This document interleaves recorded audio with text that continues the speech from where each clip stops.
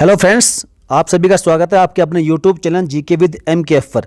दोस्तों, आपको इस वीडियो में मात्र 10 प्रश्न मिलेंगे और 10 प्रश्न आपको धुआं करने वाले मिलेंगे, क्योंकि ये प्रश्न पहले किसी भी स्टेट के PCS के एग्जाम में पूछे जा चुके हैं, इसलिए अपने आप में मोस्ट इंपोर्टेंट प्रश्न बन जाते हैं। और साथियों, याद रखिएगा, क्वेश्चंस ऐसे ही पूछे जाते हैं।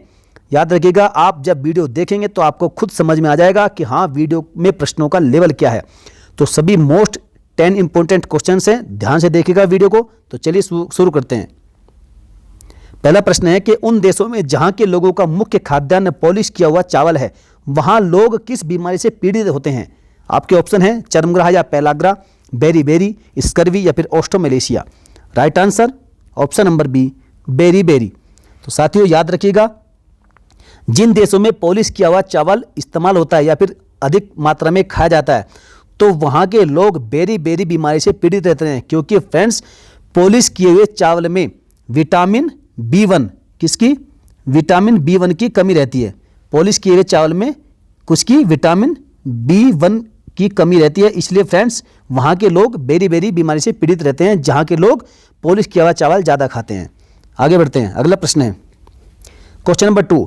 सरदार वल्लभ भाई पटेल कृषि विश्वविद्यालय कहाँ स्थित है? फैजाबाद, मेरठ, कानपुर या फिर ऑप्शन नंबर डी, झांसी में। आपका राइट आंसर इस प्रकार है, option number B, Meerut. Sardar Vallabh भाई पटेल कृषि विश्वविद्यालय मेरठ में स्थित है। मोस्ट इंपोर्टेंट क्वेश्चन है, पहले पूछा गया है। चलिए क्वेश्चन नंबर 3। LPG सिलेंडर के रिसाव से उत्पन्न दुर्गंध किसकी होती है? फ्रेंड्स, मोस्ट इंपोर्टेंट क्वेश्चन है ये, याद रखिएगा। Methane, propane, butane, ethyl mercaptan. तो आप सभी को पता होगा कि LPG सिलेंडर किसका मिश्रण होता है, किन किन गैसों का मिश्रण होता है, वो सब आपको मालूम है।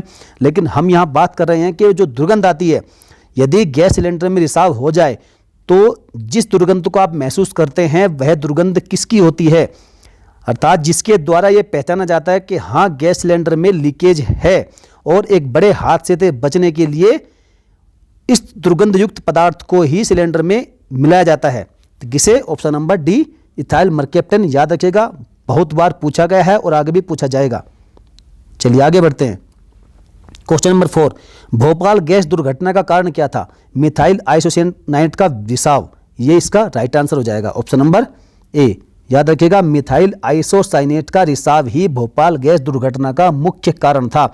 और ये घटना कब घटी गई थी? 2 से 3 दिसंबर 1984 को ये घटना घटित हुई थी, और एक औद्योगिक दुर्घटना थी जिसमें लगभग 15,000 से अधिक लोगों को अपनी जान गंवानी पड़ी थी।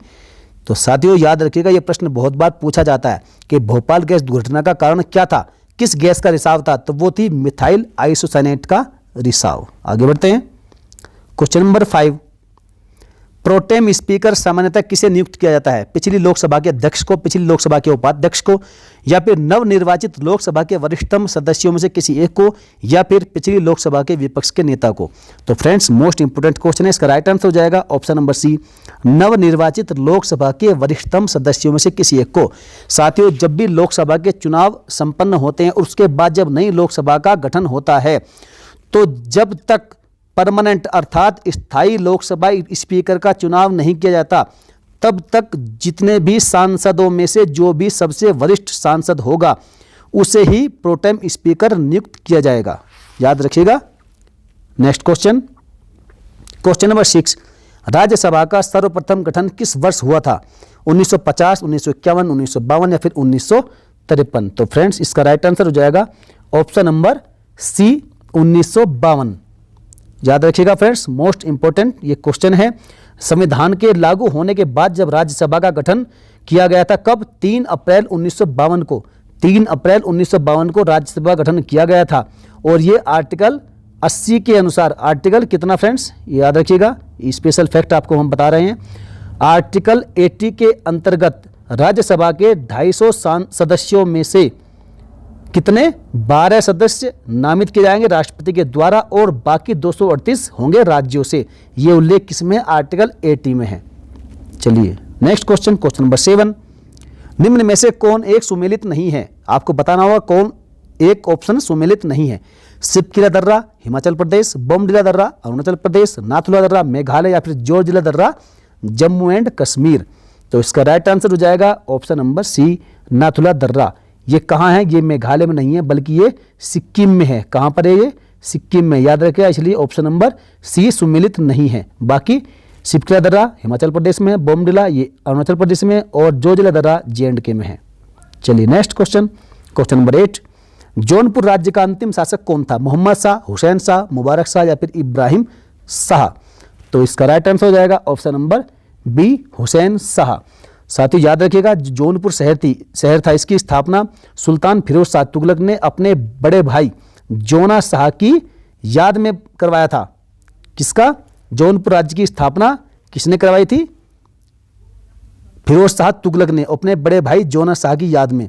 और जो हुसैन शाह सरकी था, यह सरकी वंश का अंतिम शासक भी था, जिसे बहलो लोधी ने 1485 ईस्वी में हराकर दिल्ली सल्तनत में इस सरकी वंश को मिला लिया था। याद रखिएगा, मोस्ट इंपोर्टेंट क्वेश्चन है इतिहास का। आगे बढ़ते हैं, क्वेश्चन नंबर 9, ऋग्वेद में कई परिच्छेदों में प्रयुक्त अघन्य शब्द किसके लिए प्रयुक्त हुआ है? पुजारी के लिए, स्त्री के लिए, गाय के लिए, ब्राह्मण के लिए? Right answer option number C, गाय के लिए। फ्रेंड्स, ऋग्वेद में कई परिच्छेदों में अर्थात कई श्लोकों में अघन्य शब्द गाय के लिए प्रयुक्त हुआ है, और सबसे महत्वपूर्ण पशु ये माना जाता था ऋग्वेदिक काल का।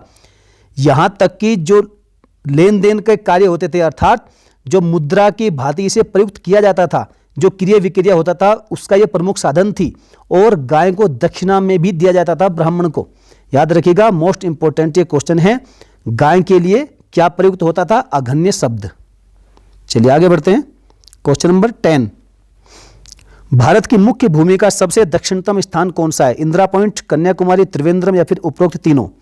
तो फ्रेंड्स राइट आंसर होगा, यदि आप इंदिरा पॉइंट सोच रहे हैं तो आप बिल्कुल गलत है। इसका राइट आंसर है ऑप्शन नंबर बी, कन्याकुमारी। क्योंकि फ्रेंड्स आपसे सबसे दक्षिणतम बिंदु नहीं पूछा, सबसे दक्षिणतम स्थान नहीं पूछा, आपसे पूछा है मुख्य भूमि का सबसे दक्षिणतम स्थान। तो मुख्य भूमि भारत की हो जाएगी, ये आपका यहां पर तमिलनाडु राज्य है, और यहां पर सबसे नीचे है कन्याकुमारी।